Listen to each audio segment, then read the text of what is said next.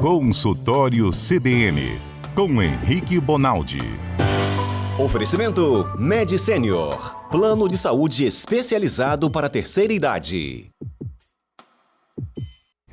Doutor Henrique Bonaldi, boa tarde, doutor, tudo bem? Ei, Mário, boa tarde a todo mundo, vocês estão bem? Graças a Deus, tudo bem, doutor. Ficaram dúvidas da semana passada, já posso ir mandando as perguntas, porque já estão chegando outras perguntas também. Vamos nós. Você ouvinte, atenção, vou repetir o WhatsApp para quem quiser mandar pergunta para o médico. Aproveita a chance, o doutor Henrique tem paciência e responde com boa vontade e didatismo aqui. 992994297. E antes do Mário pedir, eu repito, 992994297. Primeira pergunta que ficou foi da Natália, doutor. É subcutâneo é igual a colágeno? Ainda que eu estou falando de pele, né? Porque eu lembro que você falou da pele, para a gente fazer o teste com o pai, o filho e o neto. Subcutâneo não é o colágeno, mas ele tem colágeno. A gente tem colágeno em cada... Colágeno é um tipo de proteína que dá essa sensação de elasticidade, de turgor, né? Esse gordinho da pele parte ao colágeno. A gente vai perdendo ao longo dos anos. Então, no subcutâneo, ele não é colágeno, mas ele tem colágeno. Mas também tem tecido gorduroso, também tem tecidos outros, inclusive os vasculares, os neurovasculares, que ficam ali entremeados entre ele e a parte muscular. Fala em pele, eu sempre tenho dúvida, como é que o cirurgião sabe até onde ele corta com bisturi, doutor? Porque ele tem que ir na parte... como é que eu vou explicar? Ele tem que ir na parte da pele, né? Ele não corre o risco de ele cortar um pouquinho mais fundo e pegar um vaso, um órgão. Sabe o que eu estou perguntando? Corre, por isso...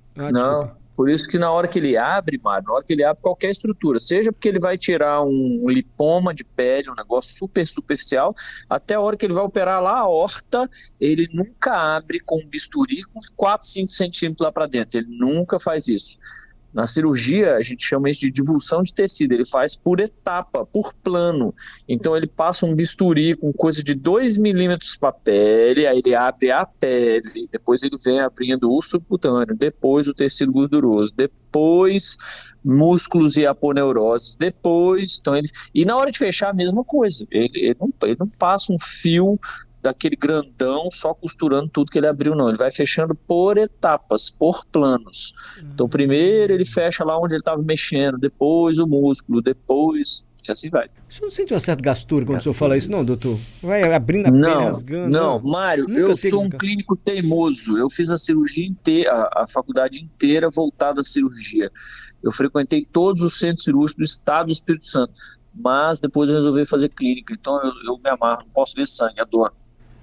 Mas se o médico quiser, se a pessoa quiser ser médico e tiver esse tipo de gastura, que você foi falando, vai cortando a pele com bisturi. Já foi dando uma gastura, né, Mário? Mas assim, a pessoa acaba se acostumando. Você ouviu colegas que tinham uma certa gastura e foram se acostumando e viram um procedimento? Claro, opa, isso é super comum, sabe com o quê? Com cheiro de fezes e urina. É mais comum do que com sangue, assim. No começo da faculdade você tem nojo. Depois você quer saber até o cheiro que as fezes do cara têm, porque faz parte do seu diagnóstico. Isso aí vai passando. Eu já falei o nome dele aqui uma vez. Isso aí eu acho que eu vou abrir uma sessão que o senhor é fanático de medicina, eu vou deixar mais o senhor nessa aí, tá? Não, é verdade, não tô brincando não, você vê um pessoal que quase vomita na primeira vez que vê, depois virar infectologista, depois o cara vira gastroenterologista e ele vai fazer colonoscopia, endoscopia nos outros. Isso é super comum, você se adapta, né? É mais ou menos o mesmo raciocínio de uma cidade pequena, que o cara não gosta da cidade grande. Com 2 anos que ele está na cidade grande, ele suporta a violência, a sujeira, o trânsito, é assim mesmo. O ser humano tem uma capacidade de adaptação que é o que nos faz, talvez, isso e o polegar opositor, né? É o que nos faz diferente das outras espécies. Mas isso existe, viu, Mário? Eu tenho um amigo oftalmologista, chama Felipe Sartório, que é um cara que não pode ver sangue até hoje. Aí o que ele fez? Ele foi para oftalmologia, que vê menos. Então tem isso também. Aí naquele momento que você vê que você não se adapta, você escolhe uma especialidade que você não vai ver tanto aquilo que te incomoda. Entendi. Ficou a pergunta da Alessandra da semana passada. Quais os principais sintomas de infarto nas mulheres? Eu ouvi dizer que é diferente dos homens. Tem um grupo de gente no mundo, Mário, que infarta de um jeito diferente. Não é só mulher, não. Se você colocar no mesmo balaio de gato aí, o fato de ser mulher, idosa, indivíduos com doenças renais, é super comum ser diferente também. Diabéticos, então, nem se fala, e principalmente os transplantados cardíacos. Esses indivíduos eles geralmente não têm a dor típica, né? Porque se você lê no livro lá, a dor característica, cardiológica, você consegue dar o diagnóstico que o cara está infartando, não é pelo eletro, não é pelo exame, nada, você consegue dar o diagnóstico pelo jeito que ele fala. O diagnóstico de infarto, o diagnóstico das grandes síndromes coronarianas, que a gente chama, que são esses problemas de entupimento de vaso do coração, ele não precisa de grandes exames, não, ele precisa de um bom olho a olho, de um bom tete a tete para o cara te contar como é que está doendo. Esses indivíduos que a gente acabou de falar, eles saem desse quesito e aí fazem dor diferente deste padrão. Agora, não existe um padrão para este indivíduo. Esse indivíduo é aquele cara que só sai do padrão, mas não existe um padrão para ele. Não sei se eu consegui me fazer entender. Conseguiu sim. Doutor, vamos tentar ajudar o Renato? O Renato mandou Bora. o seguinte depoimento aqui pra gente. Estou com 130 quilos e tenho 48 anos. Sou pré-diabético, tenho pressão alta, triglicerídeo alto, está em 400. Eu tomo remédio para tudo isso. E mesmo assim estou ficando com as pernas inchadas e pintadas com manchinhas escuras. Isso é devido às doenças que eu tenho? Pergunta do Renato, doutor. Renato, isso é um negócio que a gente precisa falar com muito cuidado hoje em dia por conta desses cancelamentos. Renato, isso que você está tendo é um negócio chamado síndrome metabólica. É a maior epidemia de doença hoje nos Estados Unidos, é isso que está acontecendo com você. Quando a gente soma no mesmo cesto obesidade, colesterol alto, diabetes e hipertensão, a gente não chama essas doenças de forma separadas mais. A gente chama isso de síndrome metabólica. A síndrome metabólica ela tem um eixo, a doença tem um porquê, que chama mudança de estilo de vida. Você, em determinado momento da vida, passou a fazer menos atividade física, comer um pouco pior, dormir um pouco pior, ter um quadro, às vezes, de ansiedade, de estresse relacionado. Então, enquanto a gente não curar isso, você vai tapando os buracos tentando controlar isso nas doenças. Eu tento controlar só a hipertensão, só a diabetes, só o colesterol, mas o eixo da doença é hábito. Se você mudar hábito, praticamente isso tudo se resolve. Esses 5, 7 remédios que você toma dia, eles vão praticamente embora. E isso eu não estou falando daquela medicina que há 2 semanas atrás a gente conversou sobre ela, medicina charlatã. Isso é o que está escrito no livro.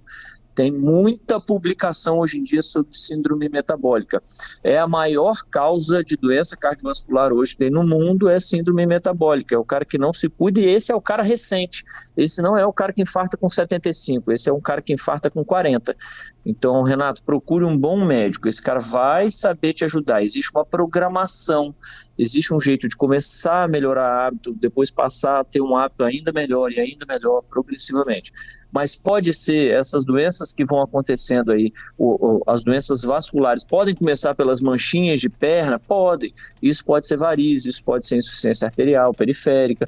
Então isso pode ser um sinal de que, além do hábito não ter ficado legal e ter desenvolvido essas 4 grandes doenças, você está desenvolvendo as consequências dessa doença. Então, é preciso que a gente tenha um pouco mais de atenção com esse tipo de indivíduo, Mário.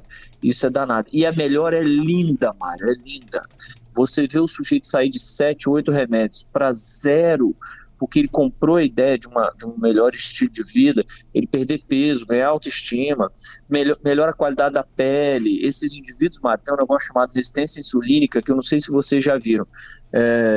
Perto da testa, perto dos olhos, perto do pescoço, principalmente na parte posterior do pescoço, a pele fica enegrecida. Isso chama acantose nigrans. Isso aí não é... Tem gente que fala que é porque o cara está encardido, porque o cara está usando cordão de... porque fulano usa cordão de prata, é por isso que o pescoço dele fica assim. Não é não.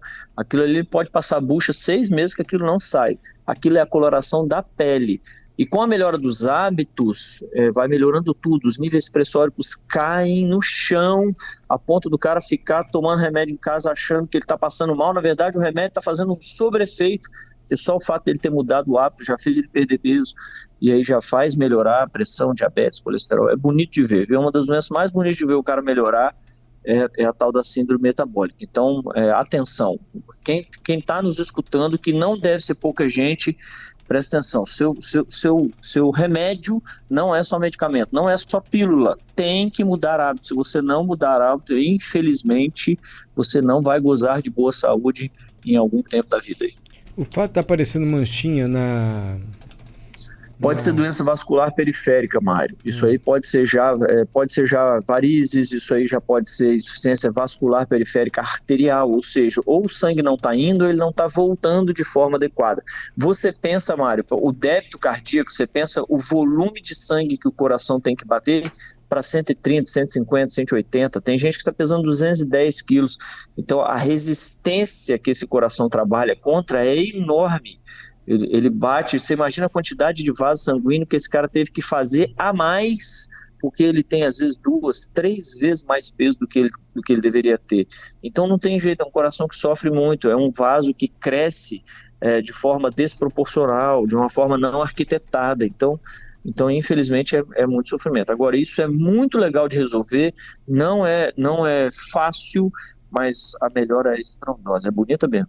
Renato, ouviu o médico? Dá para resolver, Renato. Ele pode pedir ajuda a alguém, doutor? Claro que pode. O cara que ele mais confia, seja um médico do posto de saúde, todos estão habilitados a cuidar de síndrome metabólica. Você não precisa ir no John Cherry Reynolds lá de Harvard. Não precisa. Isso é um negócio que... Agora, precisa ser um cara que te olhe no olho e que a consulta não vai demorar 5 minutos. Isso é um fato. Porque o cara precisa explicar para ele os danos que vão vir pela síndrome metabólica. E só essa brincadeira aí dá 1 hora de consulta. Perfeito. Doutor, lembra da paciente cuja irmã ligou para cá? Que estava com paralisia do lado direito? Lembro, sim. O senhor ficou na dúvida semana passada. Como é que ela está? Me dá uma resposta. O Schaefer foi em busca de uma resposta. Infelizmente... mas a resposta não é muito boa. A irmã dela disse o seguinte: não está melhor e nem quer ir ao médico. Ela tem 61 anos, diabética e hipertensa. Está com o lado direito já comprometido. Não sabemos mais o que fazer. Ela se recusa ao médico, todos da família já conversamos com ela. Aí, coitada, doutor, ela está falando assim: doutor Henrique, você podia mandar um áudio para tentar convencê-la? Porque nós da família não sabemos mais o que fazer. Obrigado, Mário. Eu amo você e o doutor Henrique. Não vejo a hora de toda terça-feira para ouvir vocês. Tadinha, a irmã não tem jeito. Tem paciente que assina, não quer ir ao médico, está piorando, ela está dizendo, a irmã dela. Na hora que a gente desligar aqui, nós vamos ligar lá nela lá. O senhor vai ligar? A gente pode passar o número, o senhor dá uma ligadinha, claro, manda um áudio pelo menos? O chefe já sabe tudo, chefe investigativo, já não arranja o telefone, nós vamos ligar lá. Não vamos ajudar a sua irmã, viu? Nem que seja pela chatice, mas nós vamos tentar levar ela ao médico. É isso? Nós vamos ligar lá. Maria Luciene, boa tarde, doutor Henrique e Mário. O que pode ser dor no ombro e no pescoço do lado direito e no dedo do meio da mão? Meu Deus, isso aqui é dor específica. No dedo do meio da mão e no lado direito, no ombro e no pescoço. Ô Mário, isso aí parece muito o que eles chamam de radiculopatia, uma dor que é irradiada por conta de compressão. É a tal do bico de papagaio. Parece muito isso aí que ela está falando.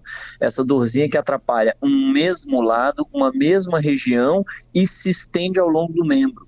Geralmente nós estamos falando de doenças osteomusculares. Vale a pena procurar ajuda aí. Existe a possibilidade, inclusive, de ser hérnia cervical, o bico de papagaio, como as pessoas falavam. Então, isso aí, ortopedista ou até um neurologista que tem a manha de coluna também dá conta, mas quer escolher o médico, é o ortopedista, vai lá nele que ele vai dar esse diagnóstico aí. Perfeito, acho que vamos acabando por hoje. Ficou a pergunta da Maria Ângela sobre cãibra. Para a semana que vem a gente pode já começar falando sobre cãibra? Dúvida da Maria Ângela. Pode. Ô Mário, me dá 10 segundos só para explicar um negócio do transplante capilar. 42 segundos. Cravado. Mentira, tu fala o tempo que você quiser, vai, fala. Aqui, estávamos conversando, eu e a Adalberto, ficou o negócio do transplante capilar. Faz ou não faz até 50 anos de idade. É o seguinte, a indicação é até quase 80 anos, assim, você pode fazer do indivíduo com um pouco mais de 18 anos, 16 anos, até lá na frente. Qual que é a diferença? Implante de cabelo, a gente tá falando, né, gente? Sobre implante de cabelo. Isso, raramente com menos de 25 anos você vai precisar e raramente após os 50 anos você tem leito de aplicação bom. O que é isso? Lembra que o transplante eu não tiro da grama e coloco no cara, eu tiro do cara e coloco no cara. Então eu preciso de uma região que ele tenha cabelo não só o suficiente, como cabelo forte. Eu preciso ter a raiz do cabelo boa.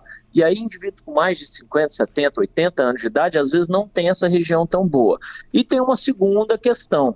Não é um procedimento tão simples assim. Então você precisa ter uma saúde cardiovascular para o pré-cirúrgico provar que você dá conta desse tipo de cirurgia. Então quanto antes fizer a cirurgia, mais fácil, melhor a recuperação, menor a quantidade de risco, melhor o bulbozinho, a raiz para ser implantado, então melhor a resposta. É isso, mas não há contraindicação até quase 80 70 anos aí, pode se fazer. Segundo meu amigo Marcelo Polido, dermatologista de marca maior. Eu estava devendo isso para os ouvintes. Muito obrigado por essa atenção conosco, doutor, de coração. Obrigado mesmo. Doutor Marcelo Polino, obrigado também por repassar a informação para o doutor Henrique Bonaldi, e todo mundo da CBN fica sabendo agora. Você vai fazer, doutor, implante? Você tá meio careca aí? Tá querendo fazer? Que é caro esse negócio, hein?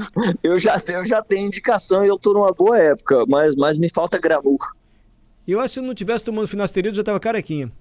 Tem a mas finasterida? acho que vale a pena, O que é, Adalberto? Eu acho que vale a pena, doutor Henrique. Assim, eu tô apoiando a ideia pro Mário adaptar aí. Eu estou bem assim, pouco cabelo mesmo. Manter, né, doutor? Manter essa...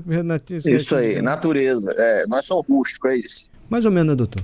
Mais ou menos. Doutor Henrique, obrigado mesmo, de coração. Se eu puder mandar um áudio para a irmã da nossa Boa ouvinte, semana. o Schaefer vai entrar em contato. Manda um áudio. Nós vamos ligar. Eu vou ligar pro Schaefer agora. Vou pedir o telefone pro Schaefer. Já tá no seu WhatsApp, doutor, o contato dela. Ah, fechou. Obrigado. Eu dou retorno para vocês depois. Obrigado, senhor. Obrigado mesmo por isso que você está fazendo. Tchau, doutor Henrique. Tchau, vamos com Deus.